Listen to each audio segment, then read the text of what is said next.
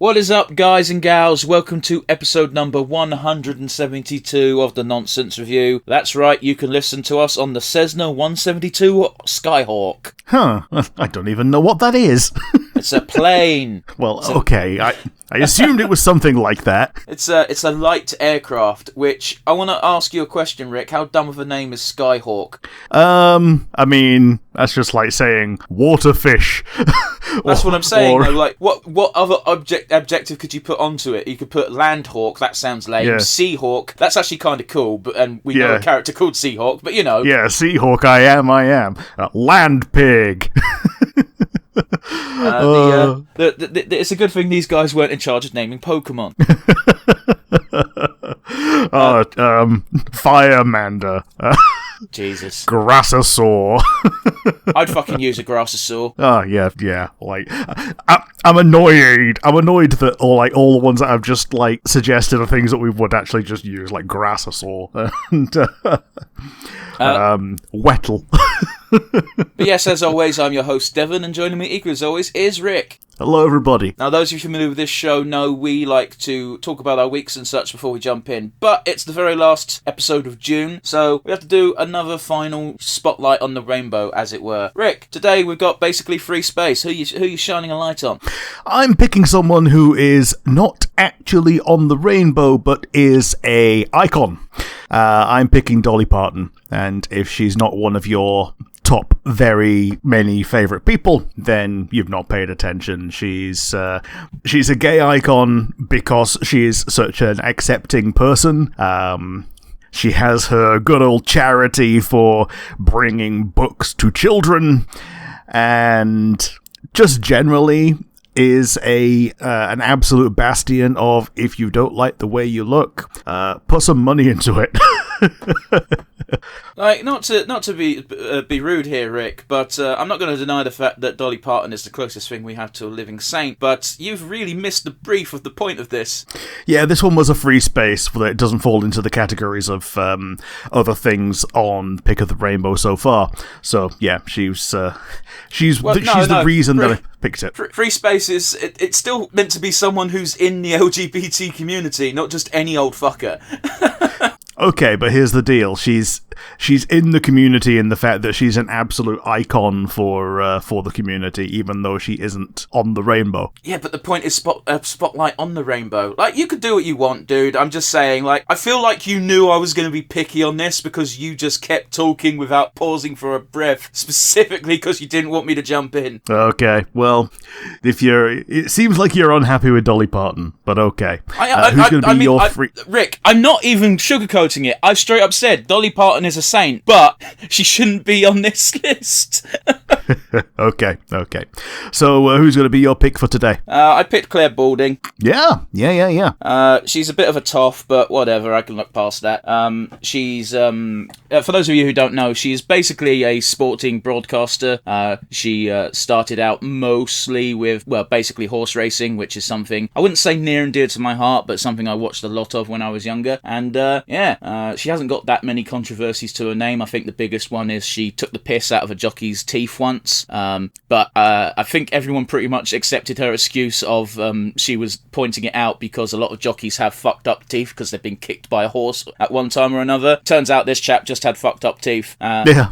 But, and allegedly she felt awful about it, and he's like, it's fine, because he ended up getting something done about it, and everyone had a laugh about it in the end. But yeah, it's one of those where that's unfortunate, but if that's the biggest blemish on your record, that's a pretty good record.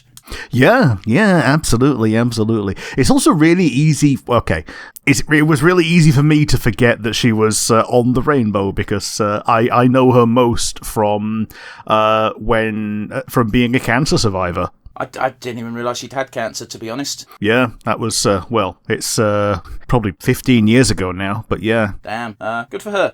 It's one of those where, again, another person where it's odd, because until someone told me, I didn't realise they were even on the rainbow. Mm-hmm. Yeah. Which, I don't care if someone's out and proud, or if it just happens to be something you are. Like, you do you. It's just, it's always an oddity. At least with Claire Balding, it's just because I didn't look into it, as opposed to with Kevin Conroy, where he felt like he couldn't tell people. Yeah. Until, like, really later on in his career. Yeah, it's a real shame. But, yeah, I think Claire Balding gets it. The only negative thing I'd say about her is that, again, she is a toff, but oh well. Well, once you get up past a certain income bracket in the UK, you're probably going to be at least a little bit posh. No, it's not the income bracket, it's the pedigree, Rick. Well, yeah. That's the problem. When I say toff, I don't mean income bracket, I mean, no, they fucking proper breeding. She doesn't describe herself as that, that's my the way I read into it. But anyway... Yeah, it's not how she describes herself, it's how she carries herself. It's not even how she carries... Well, they make it a big deal because she was on that fucking Who Do You Think You Are bullshit program. Oh, yeah. One of those where, yeah, if you find out that you're technically royalty, then they'll just go, oh, yeah, here we go. Here's a direct line to God. Yeah, except in this case it wasn't that. It was just, no, here's two very posh people who are like great-grandparents. Yeah. So, it's one of those. Anyway, I digress. Today we're doing something fun. We're doing a indie show. I've been looking forward to this for about a month and a half. We're doing Dungeon Flippers. This came out literally 18 hours ago as of recording. But before we get into that, those of you from this show know we like to talk about our weeks and the goings-on in the wide universe. So with that in mind, Rick, how's your week been, buddy? I've not done a great deal this week because I've been waiting for Shadow of the Erdtree, which, as time of recording, also came out not very many hours ago. But one thing I did do while waiting was I finally watched Helluva Boss. Yes, season 2, is it episode 8, I believe? Yeah, that sounds about right. Yeah. Yeah, it's the one with all the callbacks. I wouldn't say it's got all the callbacks, but it had... Here's the thing, going in, I wasn't expecting Dork and the Angels to show up. Oh, no. Yeah, I was not expecting the humans, I wasn't expecting the Angels. Hell, I wasn't even expecting Fizzaroli to pop up again, but, he do he. Yeah, true enough. This episode was a bit of whiplash for me, because you had all the crazy bullshit going on with Dork and the Angels, sandwiched between the Blitz and Stolas drama. Yeah, like, I'd hazard to say it's possibly the perfect distillation of what the series is. You're allowed to say that. I actually didn't really like the fact that they had both these things going on in the same episode. Sure. I just think it's got a little bit of everything and enough of everything to be very good. A very good banner of both sides of it, the too real side and the action-y side and the comedy side. I mean, it was funny. I'm not going to deny it. And like again, it did show a bunch of different emotions and a bunch of different scenes. I just think juxtapositioning the I said that word wrong, but you know what I mean. The fight scene between Luna, Millie, and Moxie and the Angels, having that in the middle of this otherwise pretty tense emotional stuff with Stolas. It looks like this episode didn't know what it wanted to do. It looks like it clearly wanted the main payoff to be the ending between Stolas and Blitz, for sure. I'm not denying that. It's just the journey to get from point A of Blitz in the morning to point B had a bunch of bullshit going on in the middle, and I'm explaining my thoughts incredibly poorly, and for that I apologise. It's just it felt like too much bollocks, and I don't doubt some people might think, well, I don't think you pay attention to Helluva Boss because Helluva Boss is always like this, and I disagree. Usually you got bollocks episodes and you got, this is not important, but more heavy side of things.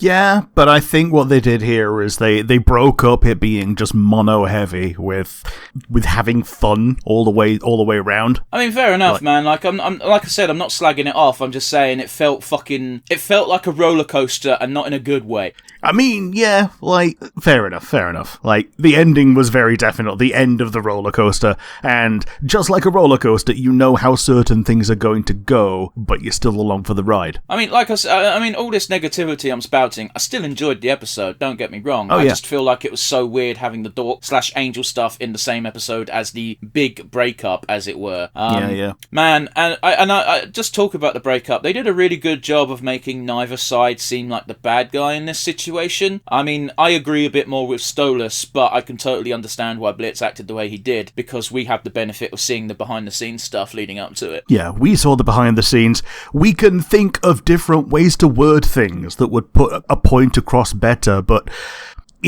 that's just not the way it went down. And not the way it was ever going to go down because of the script. I mean, it was never going to go... No, I disagree with the script part. Like, Blitz was never going to be okay with this when it was set up in this particular way. I agree with Blitz in the sense that this was incredibly sprung on Blitz. So much... And you also got to appreciate that Blitz's mindset was he thought he was leading into a breakup anyway, but he thought the breakup was going to be because Stolas was bored of him, not because Stolas dropped some real-life feelings. But again, it's from Blitz's point of view. Us as viewers, we know Stolas has legitimate feelings for Blitz, and perhaps Blitz even knows it deep down. But Blitz's point of view has always been, I'm nothing but a sex toy for this pervert. Mm-hmm. And that's why he goes all in on the sexual over-the-top bullshit, even though perhaps Blitz wants something more. He never shows he wants anything more, and he's quite clearly hurt at the end where Stolas is like, you can go now, leave me alone. Like, line of the episode, though, Stolas saying, like, I didn't think you thought so low of me. Yeah, absolutely. But you know, it's quite the thing, because Stolas really went out of his comfort zone taking a risk on this, and he knew it was a risk because he essentially he had some retrospect on his relationship with Stella and realised that if he kept the relationship with Blitz the way it is, he was basically the Stella. Yeah, it was no better. And the other side of it is he's seen Fizz and Ozzy working, and he basically wants that, and doesn't know how to go about it. And his way of easing into that is to not ease into it at all, and to just go straight for the grand gesture. And backfires. Sort of, but the grand gesture was necessary in the sense that Blitz needed to be free of obligation. Because if Stolas popped the "can this be a more romantic relationship" or tried to shift it that way while still having a very tight leash around Blitz, it was never going to end happily. I think this is a very major road bump that will eventually be gotten over, but it's going to take time, if at all. Like, for all I know, like, the creators might just be like, no, Stolas and Blitz will never be together again. I highly doubt it, it's a cartoon, but you never know. It definitely seems like reconciliation is on the table. Again, it was just a really bad time, and Luna getting in Blitz's head didn't fucking help. And by the way, can the fans shut the fuck up now about Luna not talking? Yeah, this was a very good Luna episode. Like, she wasn't the focus, but she was I think the episode was a very good showcase of pretty much every character. Well, to a degree, Millie and Moxie were just Millie and Moxie. I mean, that's not bad. Yeah, but again, like, you're saying showcase, and I feel like you use that word differently than I do. That's all I'm saying. Okay. It's one of those where, I don't know. A showcase, not a spotlight. Yeah, but again, like, showcase is meant to demonstrate the entire range of the character, whereas everyone just acted on their, not to put a too fine a point on it, but, like, very specific, over-the-top stereotype of that character. Sure, fair enough. I don't think Millie even spoke more than 2 lines in this episode. Yeah, it was mostly just taunting the angels. But yes, it was enjoyable. Like I said, I got pacing and whiplash issues, but whatever, that's a me thing. Yeah. Hololive have a Generation 4 as of now. In the lore, these guys are meant to be hunting down Gen 3, who were escapees from gay baby jail. And so this is now the Justice generation. We've got Elizabeth, Gigi, Raura, and Cecilia. Okay, I literally can't input on this, so either elaborate or... One of them is a noble woman. 2 of them are cats. One of them appears to be a real cat, and the other one's wearing a cat hoodie. And the final one is a wind-up doll golem with a clockwork key on her head. And I don't think they've debuted yet.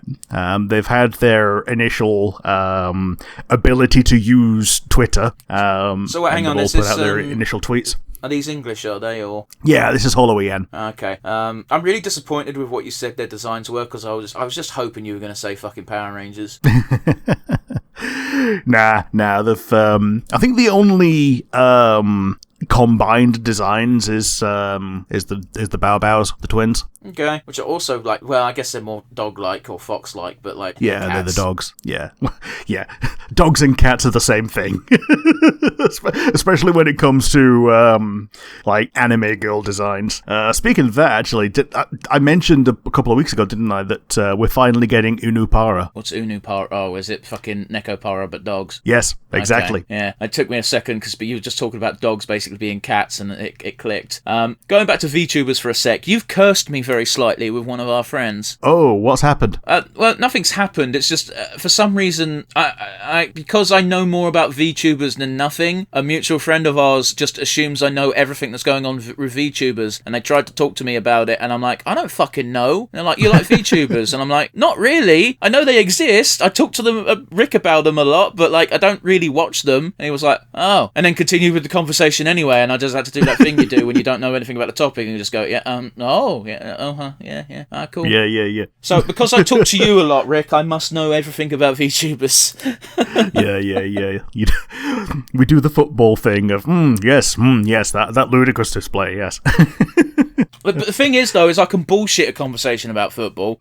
Well, yeah, I can't bullshit a conversation about like, here's the thing: is I used to be into football when I was a teenager. In that I used to know the players, I used to know vague tactics. Now I have to bullshit player names. But it's one of those with VTubers. It's like unless it's Gura or fuck it, but basically unless it's EN Gen 1, I don't know fuck all. Yeah. Other things, as we said, the Shadow of the Erdtree came out, and there's a bit of controversy in that they are banning people using Steam Decks and other Linux platforms. I'm pretty sure this will get sorted out, but it hasn't yet. It's also Bandai, so if it does get sorted out, it's going to take at least a month and a half, and when it's sorted out, a new problem will arrive. Yeah, like the absolute shortest it'll be is a week, because their ban waves are weekly. Or rather, their unban waves are on the same weekly thing. But other than that, things look good. I'm excited to play it, and I will be doing it as soon as we are finished recording. That's fair, man. Like, I didn't like base Elden Ring. I'm sure as shit not going in on DLC. Yeah, fair enough. Nintendo, Sega, Disney, and Lego have banded together for a takedown of ROMs. Vim's Lair, who people may know as one of the... You're joking! Yeah, one of the biggest repositories of ROMs have had certain ones have a strike against them, essentially, and if you go onto individual links, some of them will have the download button removed, and it just has a little message of, this has been removed from a request from XYZ company. So, for instance, you can no longer download Kingdom Hearts from there. But that's kind of reasonable because it just came out on Steam. Yeah, okay, as if they've targeted only games that they've released and you can buy, acquire legally and easily, I don't mind that so much. But if they're like going through and being like, we own this, you're not allowed to fucking put these up, and there's no way of obtaining them, then you can get fucked. But if they're doing what you're saying and just targeting specific titles because buy it on Steam, fucker, then fine, fair enough. Yeah, like Lego, for instance, old Lego games, you can't get them anymore. So yeah, they're just stamping down they're protecting their intellectual property in the case of, we own this, and if we are not shown to be protecting it, then we're not protecting it at all. I understand it, however, it's a massive blow to preservation. It's a blow to preservation, but I will say this, with Lego games that exist and are available, you can buy the ones that actually exist for £1. Oh yeah, a lot of them, yeah. With Lego specifically, granted, basically, here's the thing, I was going to say, 3DS titles should be super protected because you can't get those no more, but then I just realised that Vim's there doesn't even do 3DS titles. No. So they do PS3, weirdly. That is weird, isn't it? Because, it's basically weird because I wasn't a Nintendo baby. My first console was the PlayStation 1, Rick, and I've got all of my consoles. The only reason I download ROMs is I don't want to have 7 consoles set up. Yeah, I can move my foot and probably touch my PS3. That's how recent it is. It's still within striking distance of my recording setup. That's how recent the PS3 is in my personal cultural zeitgeist, and it's kind of weird to me that PS3 emulation has now become so easy. Yeah, I can never get it to work, but. And the last thing is the Nintendo Direct, and I think you're going to talk a bit more about this, but the ones that stuck out to me were Phantom Brave 2. I know nothing about Phantom Brave 1, so go ahead. Yeah, Phantom Brave 1 was essentially Nippon Ichi's departure from the grid. After Disgaea, they tried to do things that were kind of Disgaea, but not quite. So they had a gridless game where it was all just movement or based on normal distances. So a bit like how you get in Baldur's Gate, how you just have a line and that's how far you can move. The AoEs were circles rather than, squares or patterns or whatever. They're doing a sequel. The gimmick on this one was that you had one real human who was able to talk to and summon spirits, and you confine your spirits that are your party members to items on the map, and you got different stats based on what the item was. So, if it was a sword, they'd have higher attack, or if it was a rock, they'd have higher defense. I hate about 95% of what you just described. Hate's a strong word, but that's not for me. Yeah, when you're playing, you see all the Disgaea type people getting summoned, but apparently to people watching her fight, it was just a bunch of animated objects. Yeah, it's Dio logic, I get you. Yeah. Zelda, Echoes of Wisdom, is a Zelda game where you play as Zelda. You play as Zelda to save Link, and I'm interested in this. It'll be interesting and fun and cool. It seems to be a sequel to the Link to the Past remake. And the last one is apparently Metroid Prime 4 is not dead. I thought that game came out. Oh, Metroid Dread came out. I thought that game came out. Metroid Dread was a long time ago, but yeah, Metroid Prime 4 is still now in development. Well, I've got a strong suspicion with how nice this looks that it's not going to come out on the Switch. It's going to come out on the Switch too. Yeah, totally. But yes, I'm going to throw over to you. How have you been? How has your week been? And what's gone in the wide world? And what else did you see on the Nintendo Direct that I skipped? Well, Rick's done this in a weird way, which means I have to start with the Nintendo Direct, and even though he's thrown it over to be the proper intro, so fuck you, I guess. But, sorry, I realise sometimes I say things and I don't sound like I'm joking. I'm joking, just in case it's not clear, Rick. Yeah, it's not an issue. Nintendo Direct, Mario and Luigi Brothership. It's a new RPG set in the Mario universe. That's going to be fun. I never played any of the old school ones, but I know they're good. Something that looks interesting in the weirdest way possible is the Nintendo World Championship NES Edition. Okay. So, okay. I don't know what the deal is with this specifically, but essentially it's a game which has 13 NES titles, which includes I believe a Kirby game is the one they showed off the most, but I imagine there's Zelda and Mario as well. And yeah, the description I've got is there'll be over 150 speedrunning challenges you can attempt. Okay. So, and apparently it's all about competing on the leaderboard. I don't know if this is a game that you have to buy, or if this is a game that, much like Mario 99, they just sort of released. So yeah, it does sound like the kind of thing that they'll bundle in with Nintendo Online. It does, doesn't it? Yeah. But yeah, we got Fairy Tail 2 announcement. Neither of us care about that.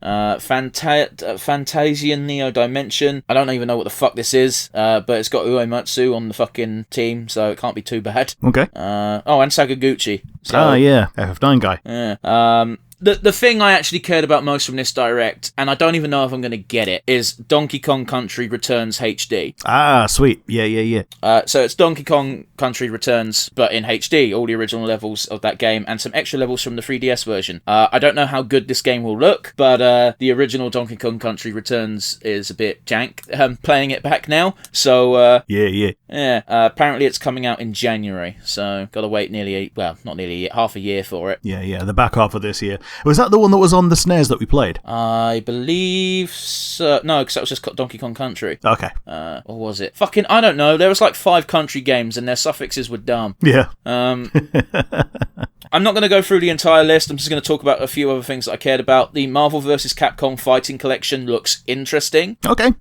So it's basically Marvel vs. Capcom games all the way from... not even fucking Marvel vs. Capcom. You got X-Men Children of the Atom, which was the X-Men fighting game, all the way up to Marvel vs. Capcom 2. And for some reason, it also includes the Punisher. Sure. So, Marvel vs. Capcom 2 plus Punisher. Okay. Is Iron Man in it? Because I know they didn't have the license, so they they put War Machine in instead in MVC2. That's stupid. I don't believe that's a thing. Yeah, apparently it is. Like, people didn't know about War Machine until he was the stand-in for Iron Man. Well, that's also not true, because War Machine was a big part of the cartoons. Okay, but, like, find me a person who watched the Iron Man cartoon. I'm not talking about the Iron Man cartoon, I'm talking about the Spider-Man cartoon, because Iron Man and War Machine both showed up in the same episodes. Oh! Huh, okay. Well, yeah. War Machine was not part of the Iron Man continuity until, Iron Man 2 in terms of the movies. When did Marvel vs. Capcom Cup 2 come out? It must have been before. Oh, it was before that, yeah. So people just didn't know about it. Like, you might have known about Iron Man because he shows up in, Marvel Ultimate Alliance or whatever. And if you find War Machine, then you've gone further in than the opening scene. Hang on 1 second. Marvel vs. Capcom 2. Iron Man is in Marvel vs. Capcom 2. Okay, it might be the first one that he's not in then. Oh, fucking... I'm Googling because it sounds like such a bullshit... I'm not saying you're wrong, but it sounds so dumb. Iron Man is one of the many fighters playable in Marvel vs. Capcom Infinite. Why? That's not my question, Google. One roster. God damn. I'm sorry about this, guys, but I have to see this because, again, I actually can't believe it, and I don't doubt Rick. It just sounds so stupid it can't be true. Yep, sometimes that's how trivia be. Marvel characters: Captain America, Gambit, Hulk, Spider-Man, Venom, War Machine, Wolverine. That's dumb. Rick, why is that so dumb? That's stupid. Stop being stupid. I mean, it really is. Trivia: Mega Man's hyper combo. Why is this not in the trivia section? It's just talking about Mega Man's hyper combo. Your fucking information is way more interesting. Anyway, that tangent aside, the only other game I care about is Super Mario Party Jamboree. Ah, sweet. New Mario Party. So, how is this different to the regular Mario Party? Or is it just Mario Party 9? I don't know. Basically, they're saying it's the biggest Mario Party game yet. It's going to be out in October for Switch. There'll be more than 110 mini-games, a collection of returning and new game boards, and you can join up to 20 players for some online competition in Coupathlon mode. So, essentially, it's just the biggest one yet. It's going to have the most boards, a bunch of returning ones, the most mini-games, and they're doing... This one's actually a new feature, because they didn't do this for the last Mario game. You couldn't even play a proper game of Mario Party Classic when Mario Party the last one came out online. You just couldn't do it. You had to play mini games or nothing.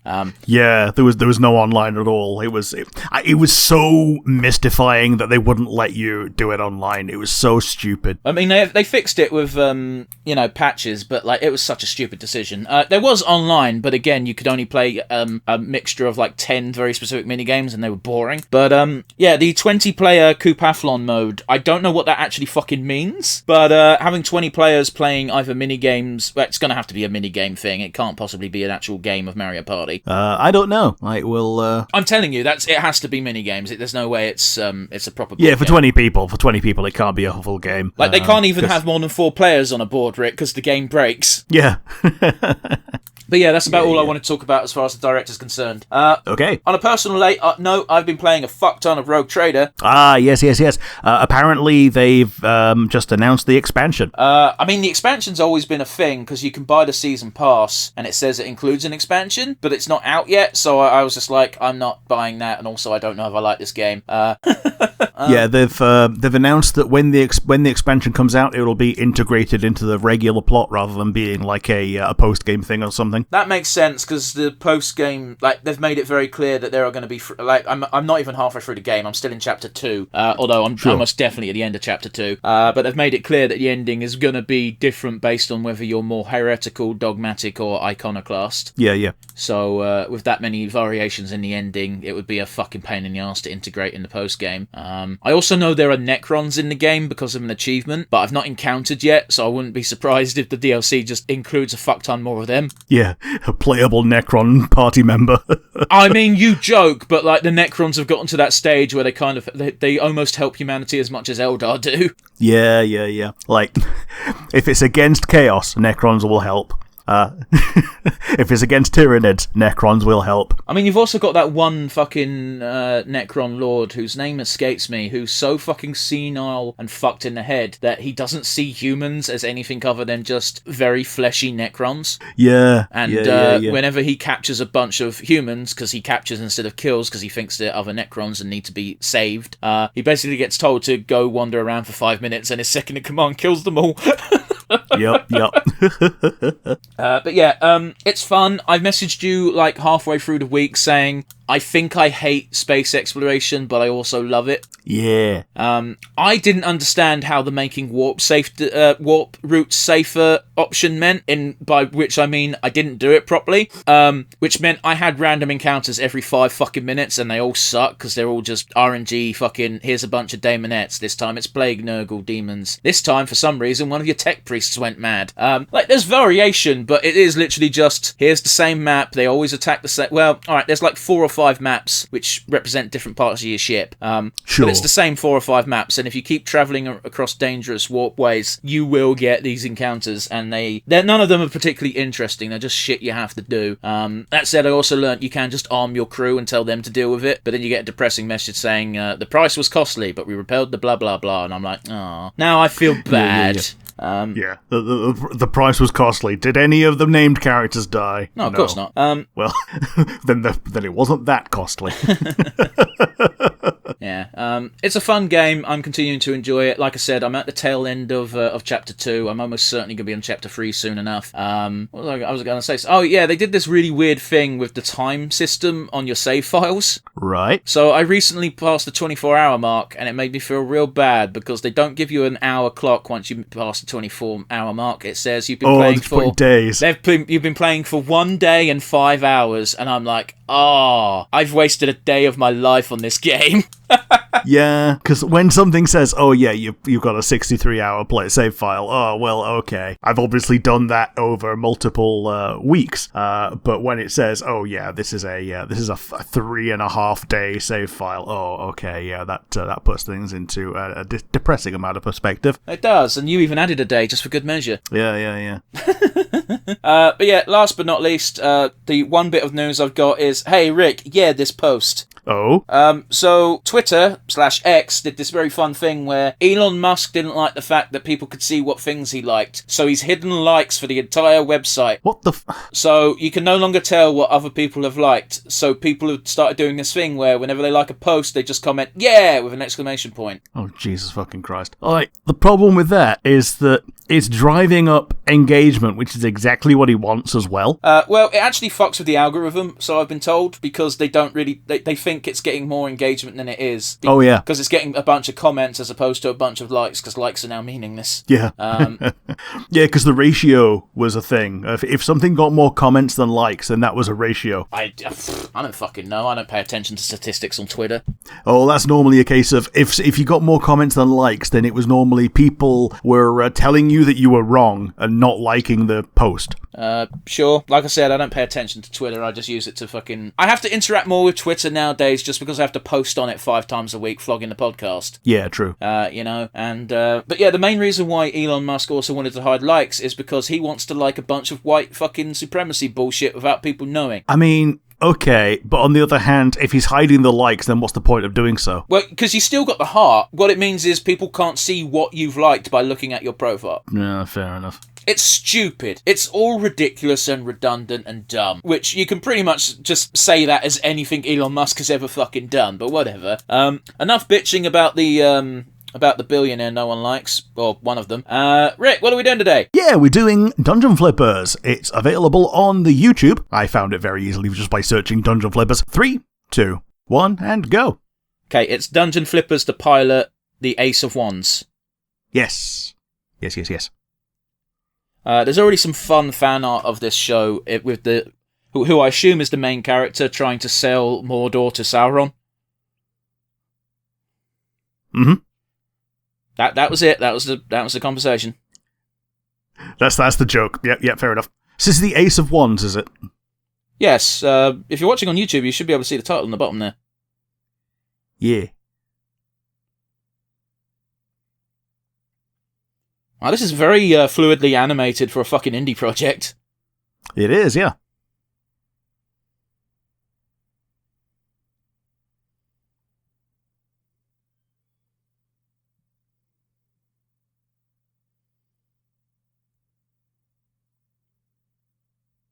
Location. Is that the joke? Apparently. He's got nobody to lord it over. Tumbleweed, die!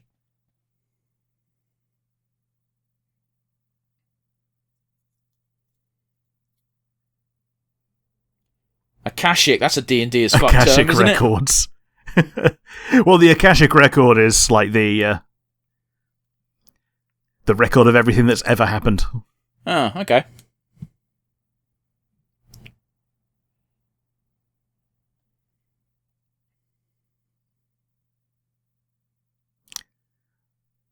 Oh, she's very cute. Yeah, she is adorable.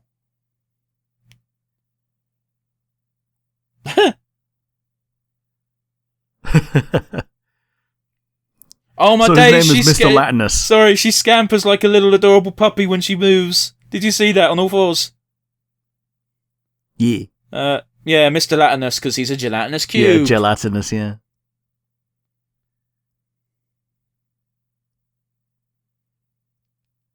Aha! That's a pretty good joke, actually. Yeah. Man, he reminds me of Toffee. I don't know who that is. He's the villain that takes over from the little shitty villain in Star Versus. Okay.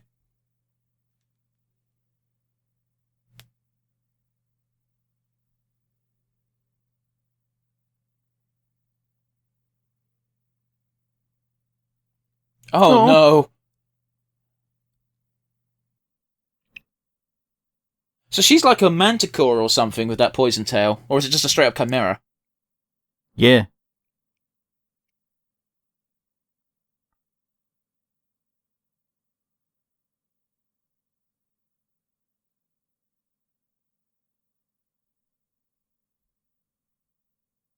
Jesus Or he's Christ. got a theme tune.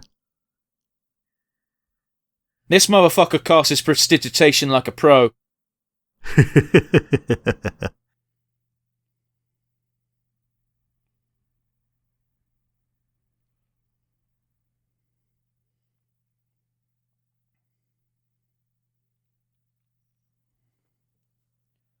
I will say, by the way, like going back to Twitter very quick, because we sort of spoke about Helluva Boss as well. Some people were bitching on Twitter about how Helluva Boss's latest episode only has 10 million views, bitching about it being, oh wow, this is a small fandom. And it's like, are you fucking kidding with me right now? 10 million is still a lot. Fucking even 1 million is quite a lot. Yeah.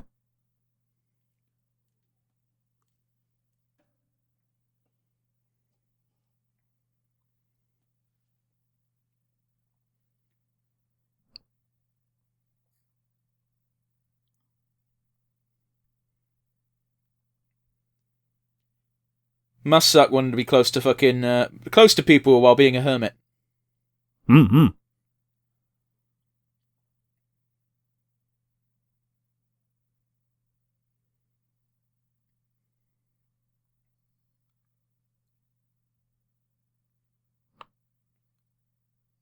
Something, trying too hard to impress something.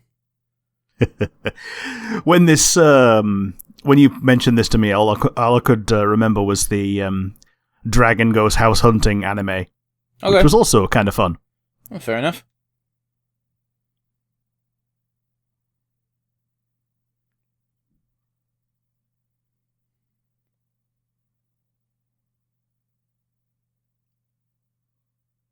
Wow, okay. Mm.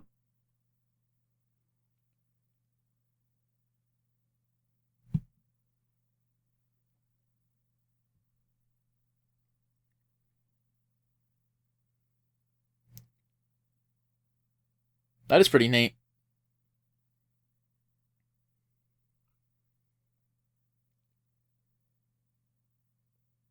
Trollish.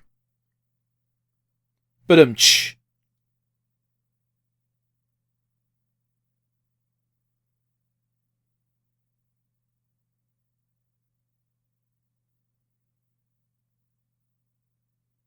Oh. little Minotaur fucking huff as she got disappointed.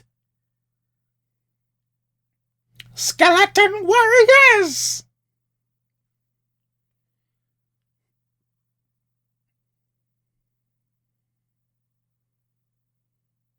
Yep. Yep. Yep. Yep.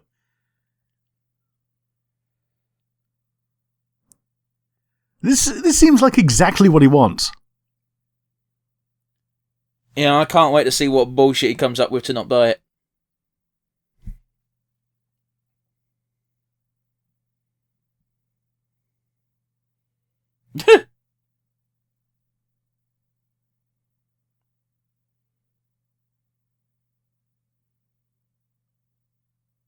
I don't want a war, I just want to do the war things.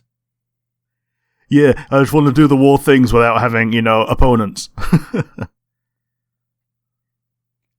So has she literally just got renovation magic? Because that's pretty baller. Yeah, it's like holographic, like blueprint magic. Either that or she's just got a really good imagination. Maybe. I really like how it's all drawn on graph paper. Yeah, yeah. It's a very cool visual. Okay. So it does exist.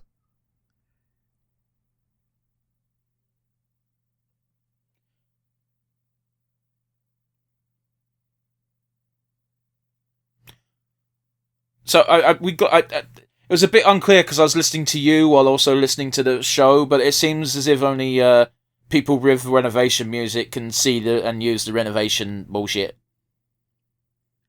So it would seem. Okay. Hey, motherfucker, you got to pay for that. Yeah.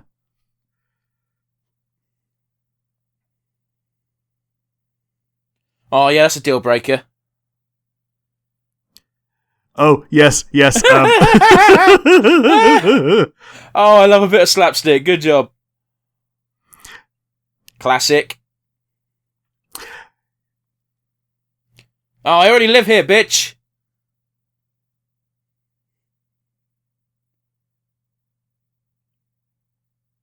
Suddenly vacant. Now I don't want it. Ooh. You don't want it because someone died here.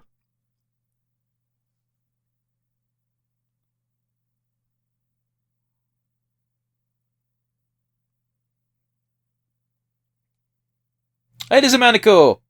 Yeah.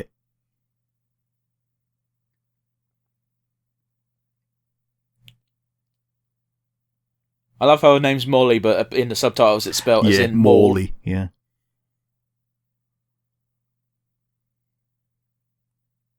Are we in Steven Universe? A demiplane.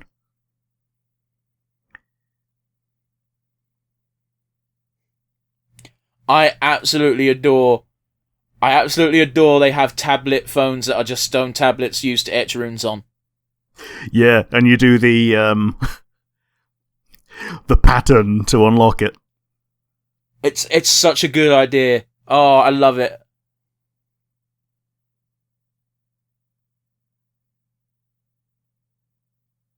Yeah, but you unfortunately got to share the space with a bunch of fucking bag holdings. Hmm.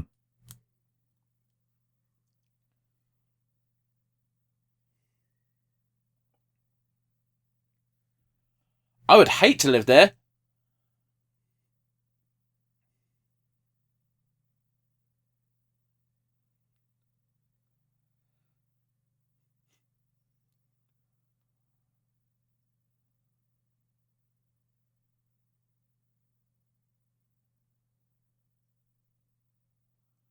Yeah, okay, fair enough.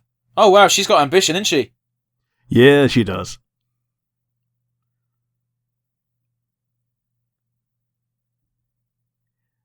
Now, the problem with that is it's rather unfulfilling.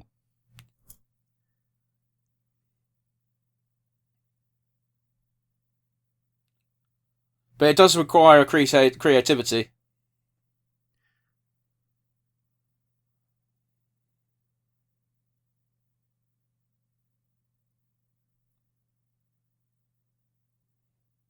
Oh no. Oh no, she gone Super Saiyan!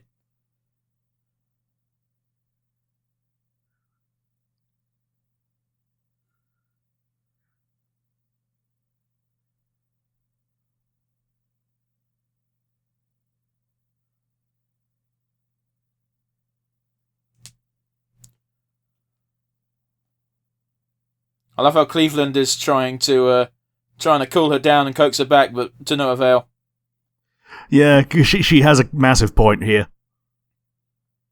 Yeah, but also he's clearly been in his business a lot longer than she. Like, he is clearly much older than she is. Yeah.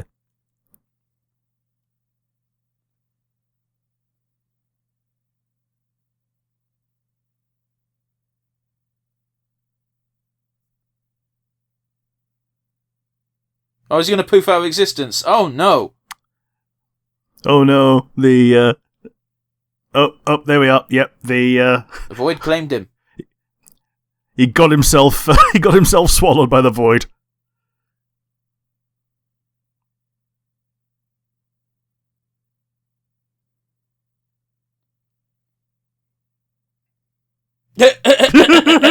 Fake of wands.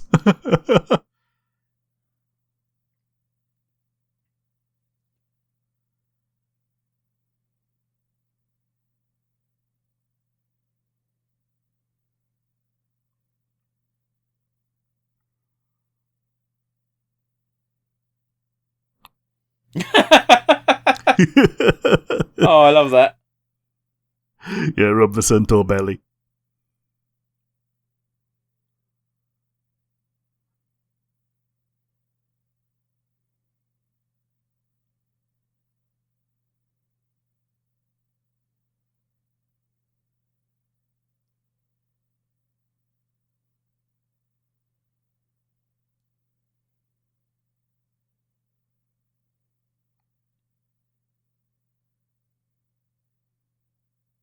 Yeah, we're being very silent here, but like this is a very cool visual bit.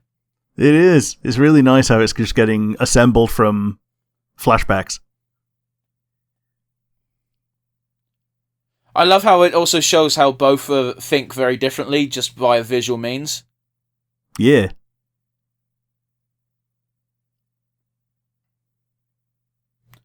Yep, we need a little sing-song. That brings everyone back to life. Yeah, as we found this out from Steven Universe. Yeah.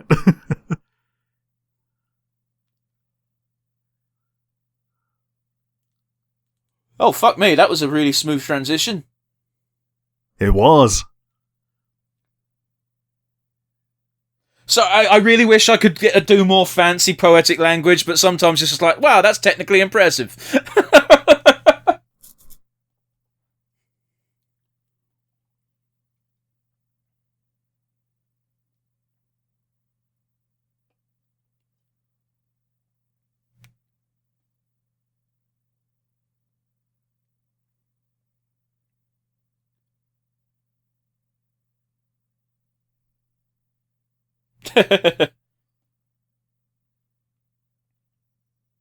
Man, she's even got adorable goat eyes.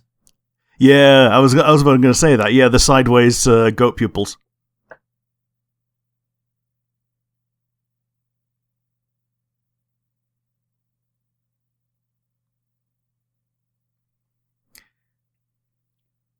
Nice.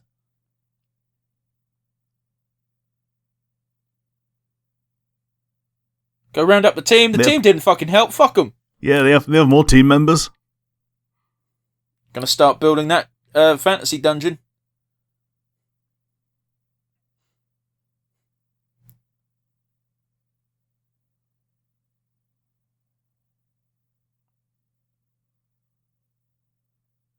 Need might need a more solid foundation than that, but sure. Like undemolishing the family crypt. Technically, it's a dungeon, but yeah. Hey, Travis Fowler, good job. Yeah, absolutely. And you know what? Voice actors did a great job too.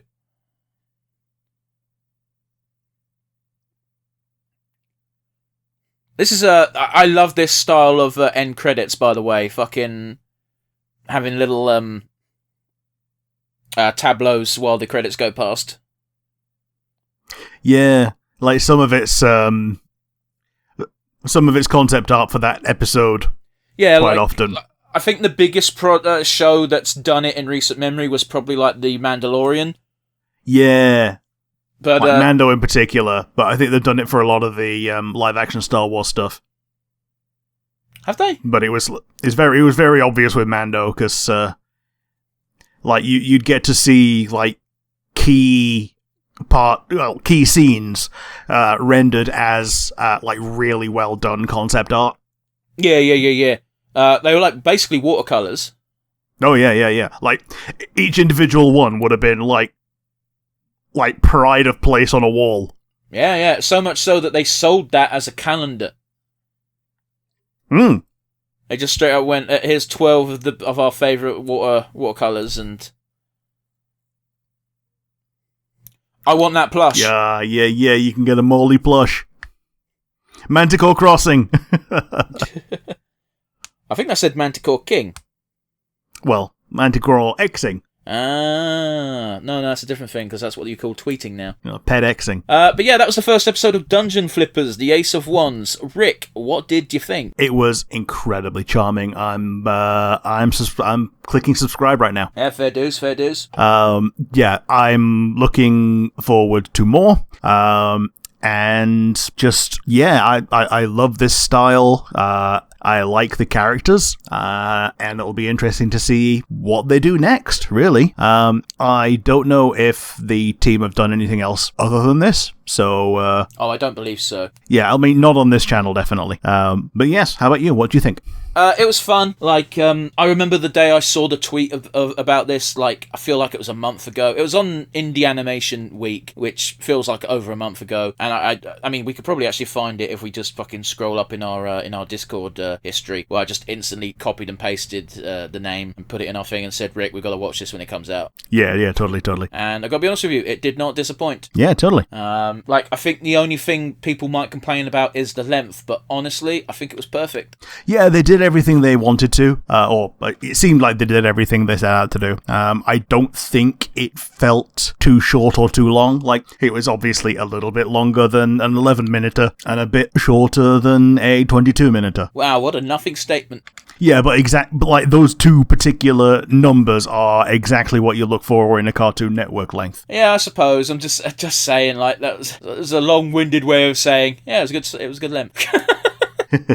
But yeah, you know, I've certainly got no complaints. The animation was smooth. I didn't really see any hiccups. The characters are charming. Granted, we've only met 2, because I imagine the Ace of Wands isn't appearing again. And honestly, I could see this easily going 12 plus episodes. Like, I'd be happy with seeing 8 of this with this format of just his, for lack of a better term, villain of the week, which we have to house. Yeah. Apparently he worked on Koala Man. Did Travis Fowler. As an animator, or? Yeah, in the animation department, yeah. Oh, fair dues. Like, we both loved that show. Yeah, we did. And some other things as well that we've not watched. Yeah, fair enough. Yeah, like, kudos to him. Like, it's a good show. I've enjoyed it so far. How much Rule 34 do you think there's going to be of Morley? I'm saying about 120. Let's find out how much right now. Da-da-da-da-da-da. Oh, yeah, I thought you were asking for a number. Yeah.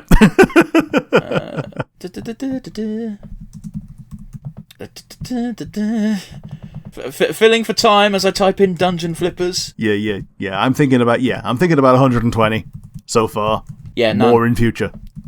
There's nothing yet? Hang on. Dungeon Flippers. Rule 34.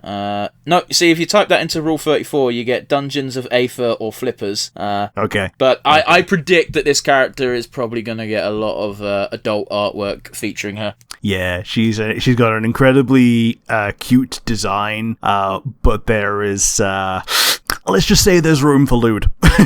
I mean, I'm looking at her and I'm very much picturing, like, how completely ruined Toriel got, because it's same vibes. Yeah. Well, yeah, Toriel, they had to add a few things, whereas Morley has a buff build already. Well, they had to add a few things to Toriel, because Toriel was just a few pixels. That's the reason. Yeah, true. True. But anyway, before we get more into degenerate stuff, we were both pretty high on this episode, so let's get to it. Rick, what was your favourite moment?